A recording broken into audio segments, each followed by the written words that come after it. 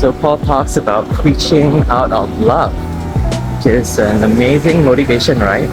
You're preaching not out of hate, but out of love.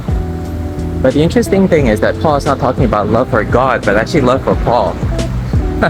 These Christians in Philippi, they love him, they see him suffering in prison, and therefore it motivates them to preach Christ out of love. And that says to us that this love is very, very different from admiration. They're not looking at a successful pastor going, oh yeah, I want to be a Terry Merritt preacher like him. They're not looking at a successful ministry going, I want to have this kind of fruitfulness like this pastor, but actually they're looking at his suffering.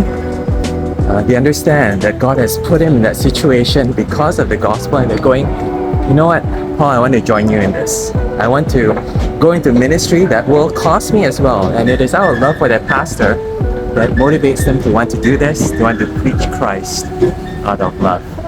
That's really wonderful, right? But that's also really challenging, because it says that if you want to motivate people to do ministry in this sacrificial way, we too have to be transparent with our sufferings. We have to be open with our own struggles, so that they'll understand this is what it means, and out of love, they too will want to join this kind of ministry. So yeah, Paul says, these Christians, they are preaching Christ out of love, and they know he is where he is. He's put there by God for the defense of the gospel.